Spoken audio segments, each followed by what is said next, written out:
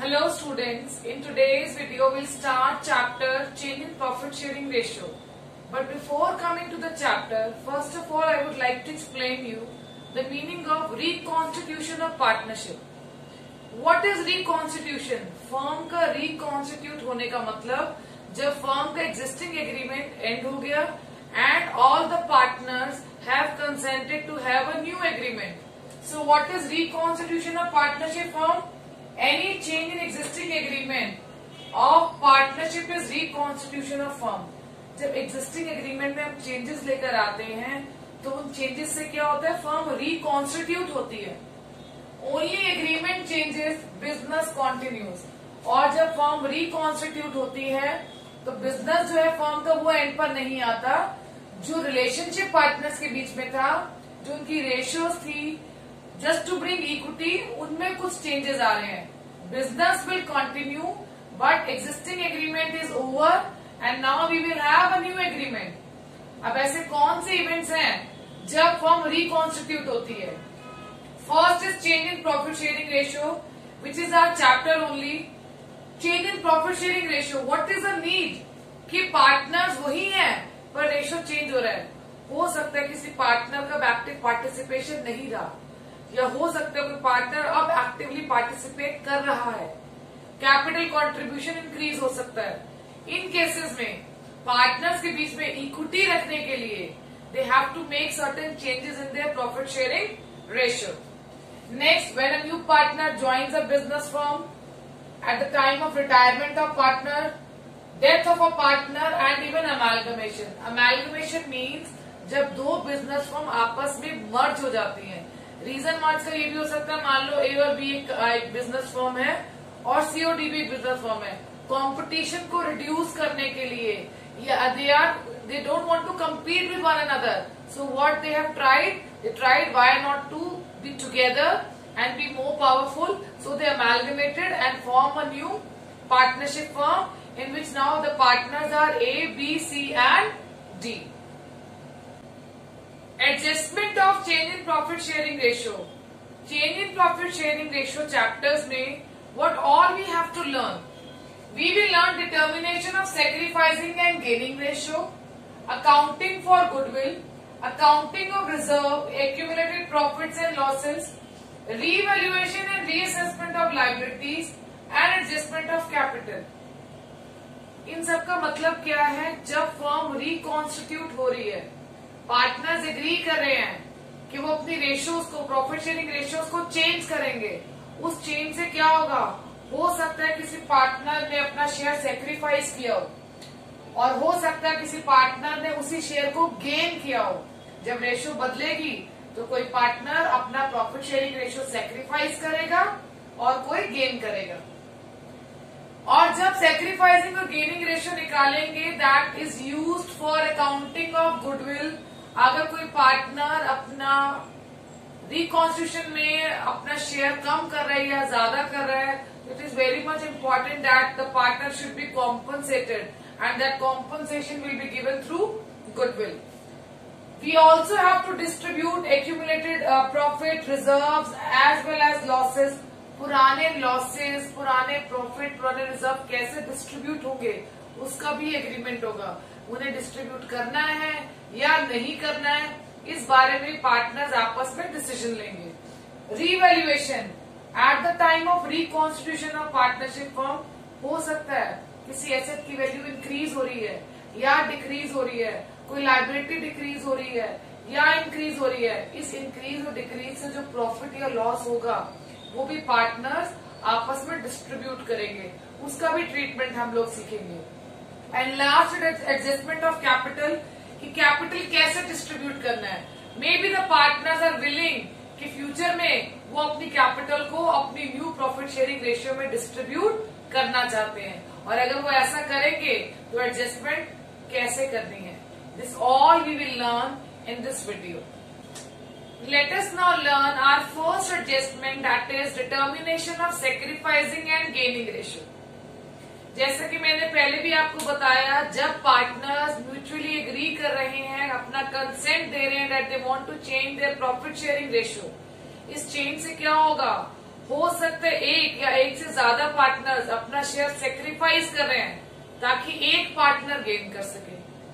ये भी हो सकता है कि एक पार्टनर अपना शेयर सेक्रीफाइस कर रहा है और दो पार्टनर उसे गेन कर रहे हैं। It can be any way, but the amount of sacrifice by one or more partner is equal to the gain in ratio by one or more partners. ये गेन और सेक्रीफाइस का जो proportion है वो हमेशा सेम रहेगा। Now what is the formula to calculate sacrificing ratio? Sacrificing ratio is equal to old ratio minus new ratio. कभी भी कोई पार्टनर सेक्रीफाइस कब करेगा? जब उसका पुराना रेशियो ज्यादा होगा और उसका न्यू रेशियो कम हो जाएगा। अगर नई रेशियो कम हो रही है, that means this partner is sacrificing his share. And what is gaining ratio? Gaining means अब किसी पार्टनर का न्यू रेशियो बढ़ गया है और उसका पुराना रेशियो कम था। अब एक क्वेश्चन में हम ये दोनों फॉर्मूलाज तो नहीं यूज कर सकते। We have to use any one formula और उस एक फॉर्मूले से हम सेक्रीफाइसिंग और गेनिंग दोनों को कैलकुलेट कर सकते हैं। Let's see how can we do that. Formula for calculating sacrificing ratio is old ratio minus new ratio. और अगर हमारा आंसर पॉजिटिव आ रहा है यानी it is sacrificing ratio. How? That means in this case old ratio is more than new ratio. Using the same formula, अगर हमारा answer negative आ रहा है, then that negative will denote gaining ratio. Why? Because negative means हमारी new ratio ज्यादा है और old ratio कम है. And when new ratio is more than old ratio, that means a partner is gaining. तो आपने एक ही रेशियो यूज करी, sacrificing ratio, और अगर उससे आंसर पॉजिटिव आ रहा है then it is sacrificing ratio itself, and if the answer is coming negative then we can conclude that it is gaining ratio. और हमेशा प्रपोर्शन जो होगा सेक्रीफाइस और गेन का रेशियोज का that will be equal. And let us now solve a very easy question just to have the concept clarity that how actually the sacrificing and gaining ratio is calculated. Read the question. R, S and T are equal partners. Equal partners का मतलब इन तीनों का share है 1:1:1. On 1st April 20, they have decided to share profits in the ratio of 4:3:2. In this question, this is our old ratio and this is our new ratio. जैसा कि मैंने भी आपको बताया, we have to use any one formula for the calculation of sacrificing and gaining ratio. We use the formula of sacrificing ratio, which is equal to old ratio minus new ratio. We have to calculate sacrificing and gaining ratio of R, S and T. हमें ये देखना है इसमें कि कौन सा partner है जो सेक्रीफाइस कर रहा है अपना शेयर और कौन सा पार्टनर है जो गेन कर रहा है। अगर हम ओल्ड शेयर की बात करें तो 1 + 1 2, 2 + 1 3. Old ratio of all the three partner is 1/3, 1/3. And new ratio will be 4 + 3 7, 7 + 2 9. 9 में से 4 शेयर है R का, 9 में से 3 शेयर है S का और 9 में से 2 शेयर है T का. We can see here that the fractions are not equal. We have to make the denominator equal by taking LCM. As they both are divisible by the same number, so we have to take the largest number as LCM. अब इसको proportionate करने के लिए, इसको like fraction में change करने के लिए, we have to multiply it with 3. It will be 3 - 4 equal to -1/9. जैसा कि मैंने आपको बताया, अगर आपका रेशियो नेगेटिव आ रहा है that means this partner is gaining. इसका पुराना शेयर कम था, 3/9 है, और नया शेयर कितना हो गया, 4/9. तो इसने 1/9 शेयर जो है वो गेन किया है. Coming to next, again we are making it equal fraction. 3 - 3, here we can see S ने ना तो कुछ सेक्रीफाइस किया है ना ही कुछ गेन किया है. Coming to T, It is 3 minus 2, 1 by 9. This is our sacrificing ratio. Sacrificing और gaining ratio निकालना बहुत इजी है अगर क्वेश्चन में हमें ओल्ड रेशियो भी मेंशन्ड है और न्यू रेशियो भी। एक और चीज ध्यान से देखो, जितना एक पार्टनर टी सेक्रीफाइस कर रहा है उतना ही आर गेन कर रहा है। यानी जितना एक पार्टनर सेक्रीफाइस करेगा या एक से ज्यादा पार्टनर सेक्रीफाइस करेंगे उतना ही अदर पार्टनर जो रह गए हैं, either it is one partner or more than one partner, they are gaining. Gain और सेक्रीफाइस का जो रेशियो है it will always be equal. यहाँ पर एक एक पार्टनर है, हो सकता है 4 पार्टनर है जिसमें 2 सेक्रीफाइस कर रहे हैं 2 गेन कर रहे हैं। जो सेक्रीफाइस और गेन का प्रोपोर्शन आएगा वो हमेशा इक्वल आएगा।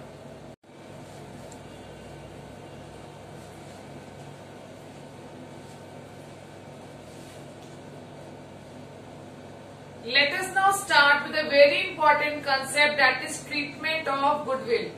Goodwill का accounting treatment. But before हम accounting treatment सीखे goodwill का, it is very much important to learn and understand the provisions of accounting standard 26, which is being made by the Institute of Chartered Accountants of India. ICAI accounting standards बनाता है और अपने accounting standard 26 में उन्होंने state किया है that how goodwill has to be treated. See there are 2 types of goodwill. One is purchase goodwill, वो goodwill जो एक बिजनेस ने पैसे देकर खरीदी है, and self generated goodwill which is also known as valued goodwill, जो आपने अपने गुडविल चैप्टर में वैल्यू करना सीखा है with the help of average profit method, capitalisation method and super profit method. 2 तरह की गुडविल है। Let us first read the provisions of accounting standard 26 and then we will discuss it again. According to accounting standard 26, goodwill should be recognised in the books only when consideration in money or money's worth has been paid for it, and if it is recognised it should be return of immediately. अगर मैं पहले paragraph को अब translate करूं हिंदी में या आपको समझाऊं तो अकाउंटिंग स्टैंडर्ड 26 कहता है आप अपनी बुक्स में गुडविल को तभी रिकॉर्ड करेंगे, तभी रेज करेंगे, तभी रिकॉग्नाइज करेंगे अगर आपने उसके लिए मनी या मनी की वर्थ में कुछ पे किया है। और अगर आपने गुडविल रेज की है, here we are talking about purchase goodwill. यहाँ हम परचेज गुडविल की बात कर रहे हैं जो बिजनेस ने खरीदी है मनी या मनी की वर्थ में। ये गुडविल बिजनेस रेज तो कर सकता है, पर रेज करते उसे इमीडिएटली इसको क्या करना है, राइट ऑफ करना है। Now let us read our second paragraph. In case of admission, retirement, death of a partner or change in profit sharing ratio among partner, goodwill is not recognised in the books. यानी हम यहाँ बात कर रहे हैं reconstitution की। जब partner का एडमिशन हो रहा है, रिटायरमेंट हो रही है, डेथ हो रही है या प्रॉफिट शेयरिंग रेशियो चेंज हो रही है, इस केस में जब रिकॉन्स्टिट्यूट हो रही है फर्म तो हमें गुडविल को बुक्स में रिकॉग्नाइज नहीं करना। Reason, because consideration in money or money's worth is not paid for it, क्योंकि इसके लिए हमने कोई अमाउंट कैश में या any other form of money has not been paid by the firm. Therefore, it should be adjusted to partners capital account. ये goodwill हमें adjust करनी है पार्टनर्स के कैपिटल अकाउंट से, और इसमें हमें हेल्प करेगा हमारा सेक्रीफाइसिंग और gaining ratio. Here we are talking about valued goodwill. जो आपने गुडविल चैप्टर में वैल्यूएशन सीखा है, यहाँ हम उस गुडविल की बात कर रहे हैं। वो गुडविल हम अपनी बुक्स में नहीं शो करेंगे, हमें उस गुडविल को अपनी सेक्रीफाइसिंग गेनिंग रेशियो और हमारे पार्टनर्स का जो भी कैपिटल अकाउंट है उस रेशियो, उसके अकाउंट से इसको एडजस्ट करना है। There are 4 cases for the accounting treatment of goodwill. The first case is goodwill already appearing in the books. इसका मतलब है कि फर्म की बैलेंस शीट में ऑलरेडी हमें गुडविल एसेट साइड पर गिवन है। As per the provision of accounting standard 26 हमें इस गुडविल को राइट ऑफ करना है। Second case, goodwill adjusted through partners capital account और goodwill to be adjusted without opening goodwill account. जब आपको गुडविल की एडजस्टमेंट करनी है बट आपको बुक्स में गुडविल का अकाउंट ओपन नहीं करना, that means here the transaction will be settled through partners capital account और यहाँ पर हम यूज करते हैं सेक्रीफाइसिंग और गेनिंग रेशियो को। Coming to third case, goodwill raise and written off. इस केस में पहले आप गुडविल को ओल्ड रेशियो में रेज करना सीखेंगे और न्यू रेशियो में राइट ऑफ करना सीखेंगे। The last and the fourth case is goodwill is carried in the books. Already balance sheet में गुडविल गिवन है, वैल्यूड गुडविल भी given at the time of reconstitution, but हम existing goodwill को आगे carry forward कर रहे हैं। We have to learn all these cases for the treatment of goodwill. And let us start with our first case in which goodwill is already appearing in the books। पहले से ही firm की balance sheet में हमें goodwill given है। This is old goodwill, existing goodwill as per accounting standard 26। अगर already books में हमारे पास गुडविल है तो हमें उसे इमीडिएटली राइट ऑफ करना है। यहाँ हमारे पास ऑलरेडी गुडविल गिवन है 50,000 की। अगर हम किसी भी एसेट को राइट ऑफ करते हैं, डिक्रीज करते हैं, तो जर्नल एंट्री में उस एसेट को हमें क्या करना पड़ेगा, क्रेडिट करना पड़ेगा। So this is absolutely clear that to write off goodwill, goodwill account credit होगा। अब हम डेबिट किसको करेंगे? We have to debit partners capital account और हमारे पास यहाँ पर दो पार्टनर्स हैं, राम और मोहन।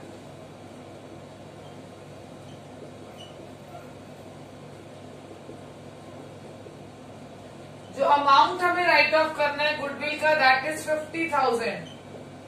बट क्वेश्चन अराइजेज, ये ओल्ड गुडविल किस रेशियो में राइट ऑफ होगी? ओल्ड गुडविल पार्टनर्स में उनकी ओल्ड रेशियो में राइट ऑफ होगी। पुरानी चीजें हम नई रेशियो में कैसे बांट देंगे? This will lead to dispute.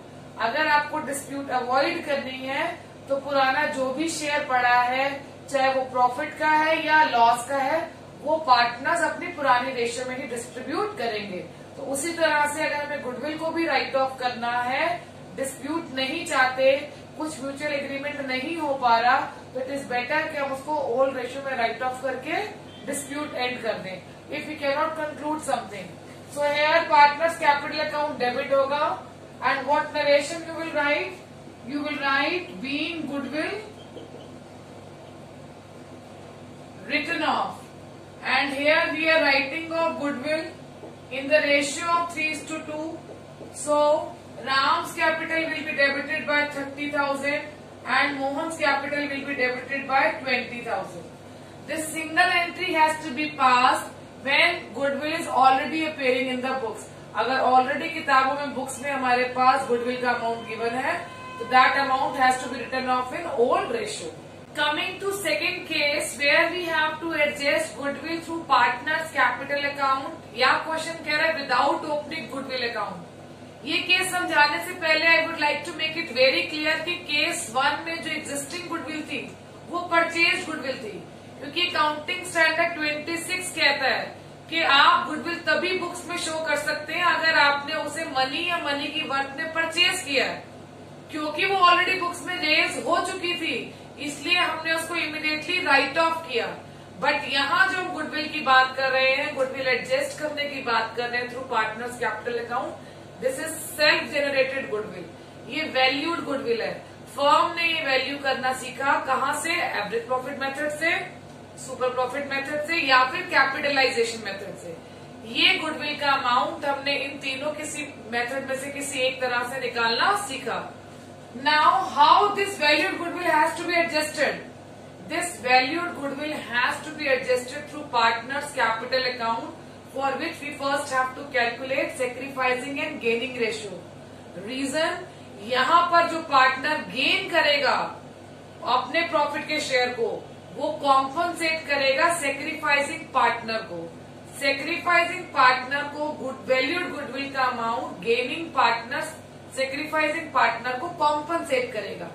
For this first we have to calculate sacrificing ratio, which is equal to old ratio minus new ratio. So our old ratio of Ram is 3/5 and of Mohan is 2/5. From this old ratio we have to subtract their new ratio, that is 1/2. Again we have to take LCM of denominator, which will be 10. अब इसको equivalent fraction करने के लिए we have to multiply it with 5. So it will be 6 minus 5, 1/10. Positive order, that means Ram is sacrificing. Next is again LCM 10. 4 minus 5, negative value represent that Mohan is gaining. See, जितना Mohan gain कर रहा है उतना ही Ram sacrifice कर रहा है. यानी इस केस में जो फर्म की गुडविल वैल्यू हुई है उसका कॉम्पनसेशन मोहन देगा किसको? राम को. Now in this case entry is gaining partners capital account debit,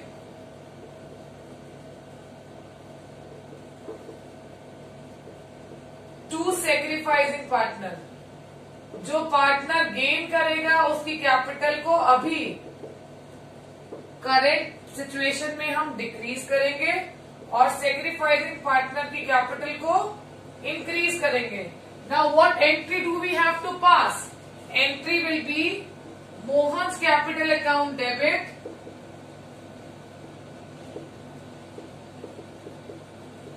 to Ram's capital account. Narration will be being goodwill adjusted, and this adjustment is made in sacrificing and gaining ratio. हम अपनी 1 लाख की goodwill जो valued goodwill है उसको 1/10 से multiply करेंगे. So Mohan will be debited with rupees 10,000 and Ram will be credited with amount 10,000. I hope case 1 and case 2 are clear to all of you. The third case for the treatment of valued goodwill is goodwill raised and written off. Existing goodwill, purchase goodwill को write of करने का एक ही वे था कि आपको उसको right off करना है.